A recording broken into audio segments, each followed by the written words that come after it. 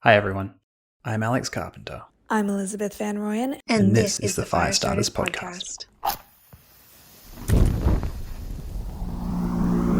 1, 2, 3, 4.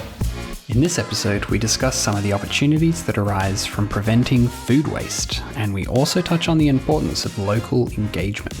But first, I'd like to introduce to you our guest, Natalie Sarau. She is the co-founder of Forkful, which is a marketplace that allows food retailers to sell their quality, surplus food, preventing it from ending up in landfill. Let's dive into the show.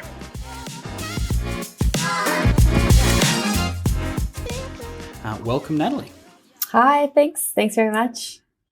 So to kick off, we always start with the same one. How would you define your industry for the purposes of this podcast? Yeah. We kind of call ourselves Tech for Good. It's not an industry per se. If I had to be really specific, I'd say we're probably like a food and beverage industry. But I think we're a little bit different. So I'm gonna lie with Tech for Good, if that's okay. Totally fine. And I know you've got deeper expertise as well in the food and beverage industry. So I'm going to include that in my probing because I think that's quite interesting. But then also like the sustainability piece and the food wastage, like all of these kinds of topics. Let's see where the conversation goes.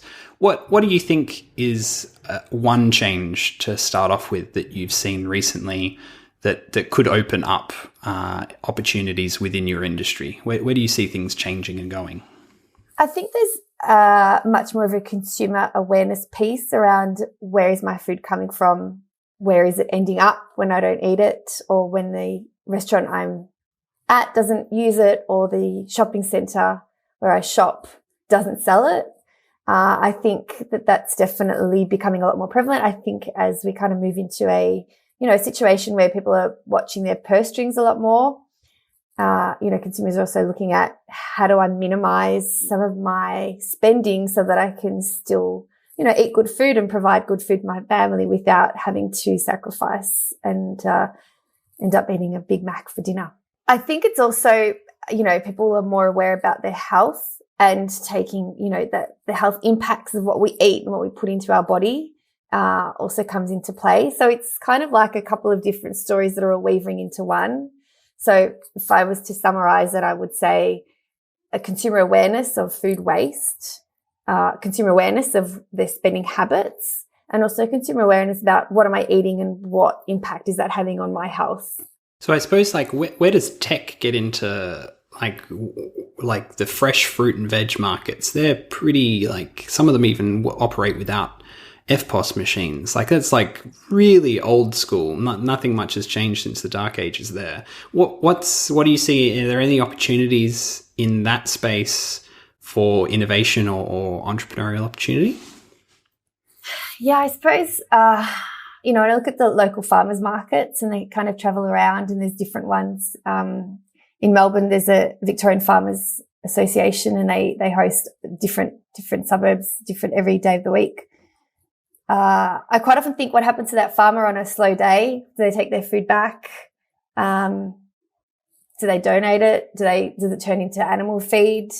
Is there a way that we can, I suppose, provide some of these farmers markets a platform to sell some of their food? Can they pre-sell it before they come so they already know a portion is already sold? I think tech can play a really big part in it. And that also goes a long way to helping them reduce or I suppose mitigate any loss that they may have at the end of the day.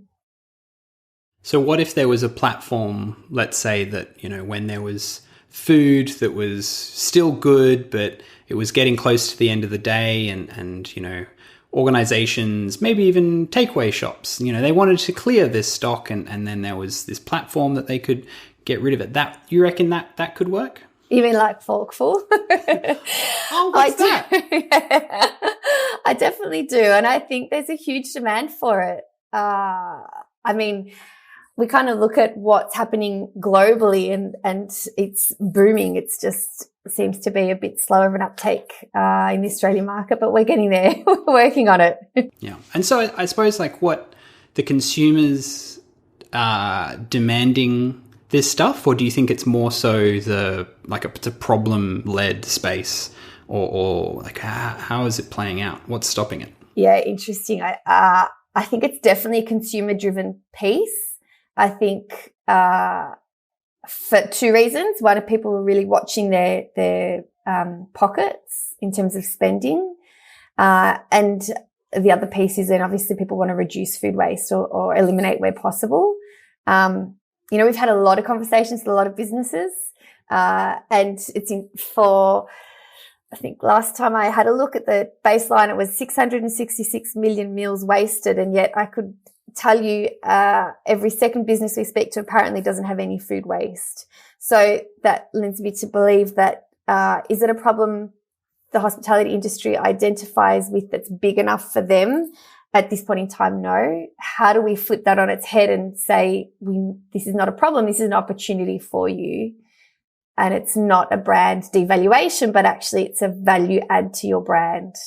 Now, obviously, with everything that's happening, with inflation and cost of living rising, there is a bit of that balance of, am I going to spend more to get things that I know are really good, or do I, what is my priority right now? Is it the environment and sustainability, or is it my wallet? How do you see that shift going forward? Do you think that is there that internal battle with consumers, or do you think there will be more of a gradual movement towards sustainability? Yeah, I think solutions that can provide both in one are going to be the real winners in this space. I think if a solution can provide consumers, that sustainability piece without actually having to change or lose anything. So if it goes hand in hand with the benefit to a consumer, I think that's going to be, a light bulb moment for consumers and even for businesses. And one of the things that we really focus on is you don't have to change the way you're doing business. You can actually, to become circular or sustainable, you can actually adopt things as your BAU and reap the benefits of it, both financially and also from a brand and ultimately from an environmental point of view. I think the shift in the political scene, particularly with, the new government earlier this year, tells me that there's a push towards consumers wanting more accountability across all sectors, from, finance and farming and hospitality. And, we see that in the deliveries that we hear from, particularly with the Treasurer, about we want to bring in, accountability so that people are aware of from a finance sector, for example, what is a green investment and what does that look like versus what is not green. So, yeah, I think that follows the public sentiment as well. How would we go about, just thinking about these businesses that say there's no food waste?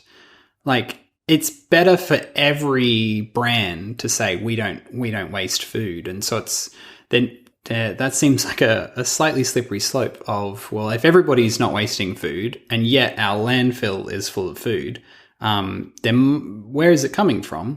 And so how do we solve that problem? That seems like a good problem, because then consumers could say so X company, wastes heaps of food, but this company doesn't. And then it at least gets the consumer's attention onto what's really happening. Yeah, I think, it's a fine line between not wanting to call out businesses, but also helping businesses understand that food waste, it's not sexy, but people want to stop it. And, it's a problem that consumers particularly are interested in. Again, environmentally and financially, it has a big impact on all of us. I recently spoke to a big supermarket chain about trialing Forkful, and their response was that it wasn't financially viable for them to sell their surplus food, because then they'd have to have a person on who was managing that process, and that took up time, and they just, in their feasibility study, determined that it wasn't feasible. Interesting, they have net zero 2030 goals. So, unfortunately, a lot of these big corps kind of think that they can offset shit behavior by, buying carbon credits. And I don't know that that's the solution. And I'd like to see a bit more refinement around, you can't just offset really bad behavior if you could actually change it, in its entirety. And so I suppose if it seems like a lot of potential there. I'm struggling to see like what that could look like. So I wonder if where in the world is it being done really well? Like who's not wasting any food? I'm not going to be surprised if you say somewhere in Scandinavia, but still, like how are they doing that? Like what are they doing that we're not? And are they using technology, or is it more so governance and regulation? Like where is it? They are using technology, and you're right. There is a big Scandinavian. In fact, we had really first started using platforms like this, and we, being my husband and I, when we were there. There's now also quite a big push through North America, particularly with one organisation that's doing a great job. I also know in America there are a lot of little companies that are doing connecting directly with communities to connect them with surplus food as a donation space. So kind of taking the pressure off the bigger food charities and food banks, and working directly with smaller venues, connecting them with local people and giving away food, which is a really interesting thing to play in as well. Obviously then you're relying on funding or grant services to be able to deliver that, because the food has to, obviously be paid for in some capacity. I even know there's a couple of places in Singapore and Malaysia that work with the technology space, and particularly in the food courts, that are a big draw over there, and minimising their food waste through technology as well. What is the next big event that's going to create a beachhead of opportunity? Is it a new piece of regulation, or a new piece of technology, or like consumers demanding something, or corporates demanding something? Like what's around the corner that's going to be like, now we can do the next stage of development? I think policy and regulation plays a big part in this from a business perspective. In America, they have a food tax. So if you're donating food, I don't have the equation off the top of my head, but I think it's for every $1 that you donate, you get $2 off. So it's quite a high incentive for businesses to mitigate their food waste. I think there's a big part around that, particularly for small businesses, that, tax is a big drain on any business. I think as the cost of living continues to rise, there's a big consumer push as well. And, we see that there was a Q&A, there was a lady who had $20 in her bank asking the treasurer what should she do with her last $20 in her bank. And that's hard. Like, that's really hard to listen to. We're talking about people in Australia living in our suburbs. As businesses, how are we letting these people go hungry and yet throwing food in the bin? And as a government, how are we not incentivizing good business behavior? That's a very compelling, complicated problem. There will be a lot of, I can see a lot of business opportunities popping out, but this is a difficult space. Like, this is one of those wicked problems where the more you understand it, the more complicated it gets. And then it's like, where do we stick it? Like, how do we get in there? And so I suppose it's following the lead of, great organizations like Forkful, where it's like you've created, a part of the solution that can dent the problem, and the problem is, enormous. So is there anything else, like if you weren't building Forkful, is there any other thing that you could think of that would dent the problem, that you think might have a chance of succeeding? Yeah, we worked with some kids at RMIT. I say kids, only kids because they were university students. So no disparaging sentiment there. And we worked through how do we build out a non-for-profit to really complement the food banks. Because 2 in 5 people that use food charities still go hungry, and they don't eat at least once a week. That just, it blows my mind that we have such a huge strain on our food banks and charities. We have so much food going to waste that they can't access. Well, why are we not creating a bridge to connect and help everyone eat essentially? So we kind of built out a Fork It Forward project, which very similar to some of the American counterparts that worked with, local businesses, and assisted charities in helping feed local communities through local businesses to A, alleviate, food insecurity, B, alleviate food waste. I think that's a place that we're really interested to explore. And again, I think, with some regulatory support and some some policy in place. It's an easier position. I think there needs to be some leaders in this space. Like you need to have a Westfield or similar standing up and saying, we don't want any of our food courts or any of our businesses to be wasting food. And, we're on board with this initiative and we want everyone to follow suit. It seems to me that there's a bit of a lack for leaders. There's 3 or 4 people doing great jobs in each city, but there's not one big combined group effort. And I'd love to see that come to fruition, to be honest. That I suspect may be difficult.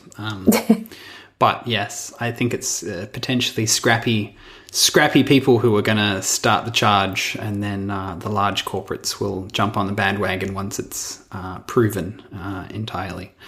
So it sounds like it's kind of like a last mile problem in one sense, because if it was all localized and you're like, okay, we have one sandwich and there's someone who needs a sandwich and they're around the corner, but we just don't have clarity and we're not communicating at that localized level. And so am I correct in thinking like the whole solution to this has to be local, and it has to be, because you can't just transfer a sushi roll from one suburb to 3 suburbs over. Like that defeats the cost of that would kill it. Is it just going to be a local solution, or is there other things that are equally important driving, this solution to the problem? I think it definitely starts as a local solution. And I think, we can't announce it just yet, although maybe once this is out, it'll be announced. But we are working with one of the bigger Melbourne municipalities about trialling out Forkful in their municipality, and it's completely supported by them.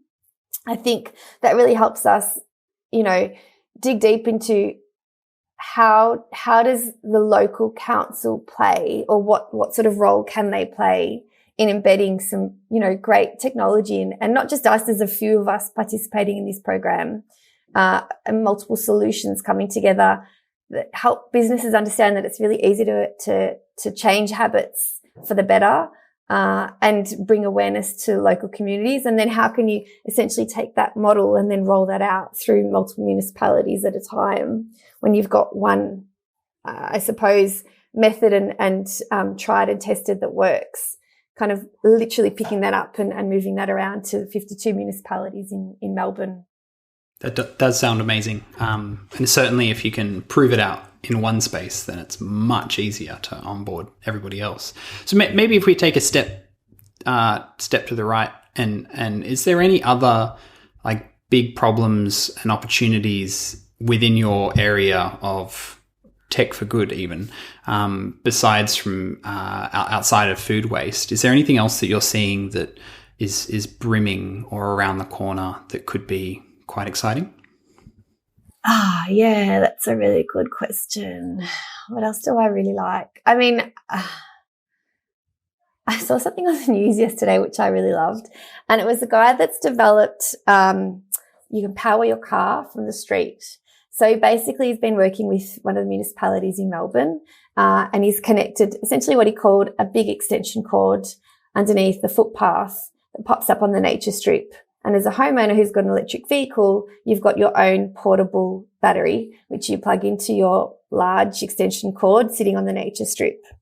And I thought, well, that's genius. How has no one thought of this? We've now reduced, or I think they've even taken off the excise for EVs coming into Australia to make them more affordable for consumers. Why don't we give them the power to power their car at home, drawing off their own electricity? So I really like that. I think there's a lot of work happening in this renewable energy space, and how do we store it? How do we distribute it? How do we make that our biggest export beyond digging and mining? I'm interested. I know you've spent a fair bit of time in Italy, which has got a very strong community culture. Do you see things happening differently there? Like they don't have as much. I mean, they don't have such reliance on McDonald's and Domino's, for instance, as one example. But like, how are they? What cultural differences are helping them, become more circular? And are they thinking about it in an entirely different way? Yeah, that's a really, really good point. And something my husband and I talk about. Obviously, Australia being a new country, I think we've become accustomed to, I suppose, consumerism and buying things. We've also, I'm the granddaughter of immigrants. My husband's an immigrant. Everyone's come to Australia for something better. So it's almost that whole piece around, instead of keeping things and passing them down through generation, it's just, I'll just buy something new. Whereas I find, particularly where my in-laws are and their small community, and they're from a village of about 2,000 people, things are shared. So it's whether it's, everyone's got, my in-laws have got 50 olive trees, their neighbours have got 10, that they get the olives together and then they drop them off at the local olive oil place, and they do like a cooperative. So basically everyone's olives go in together and then they're shared through people who have contributed.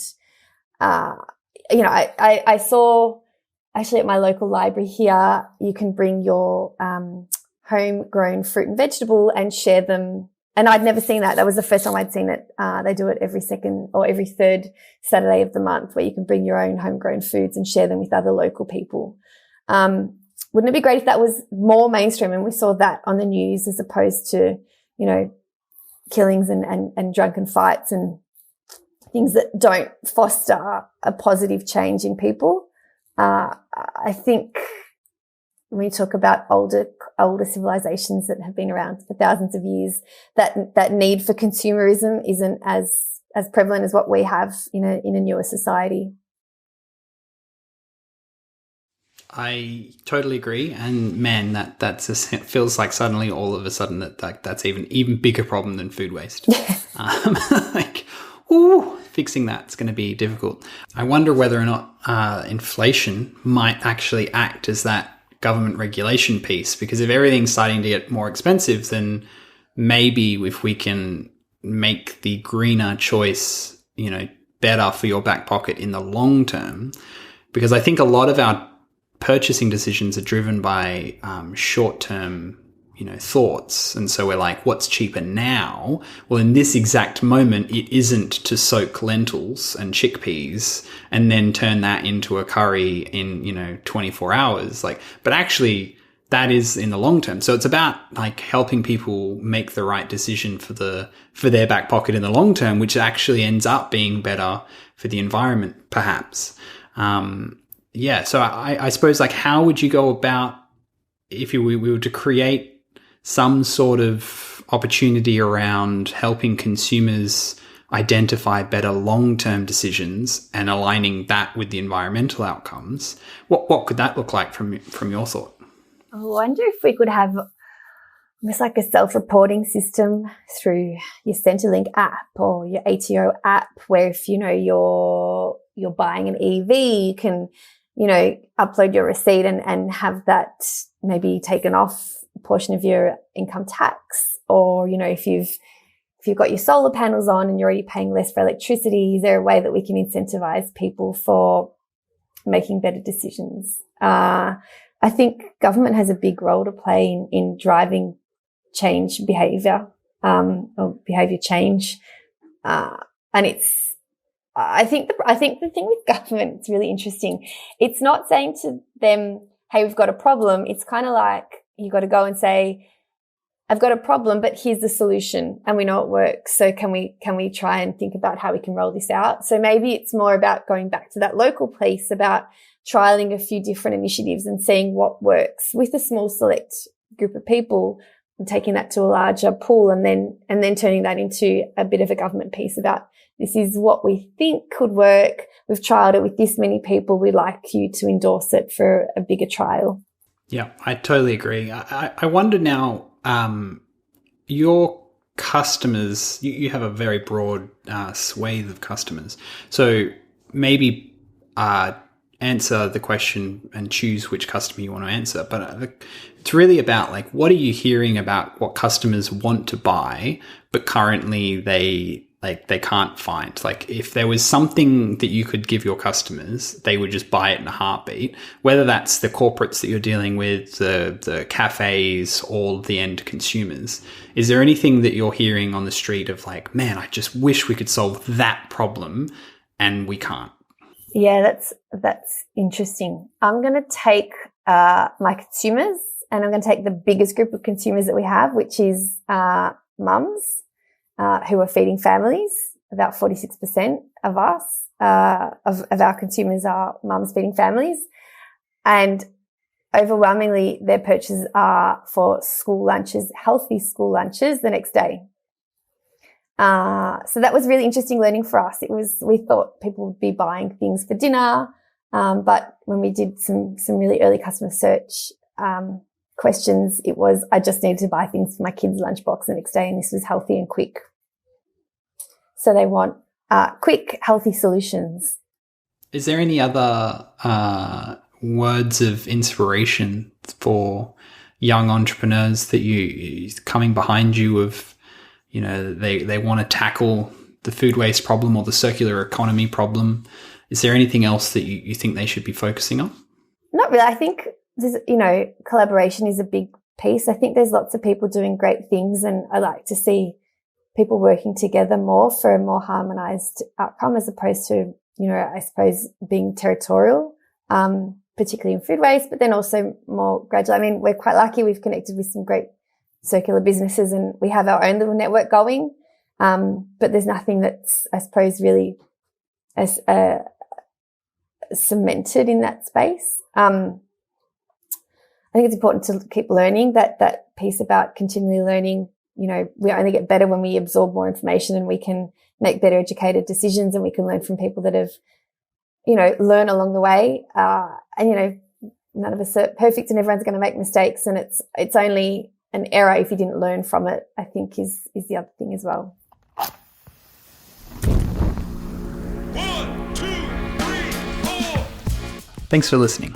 If this episode fanned your flame, we'd love to help. Just go to guildoфentrepreneurs.com. We are a decentralized community ensuring that every entrepreneur is supported, and we'd love to see you there. Until next time, bye.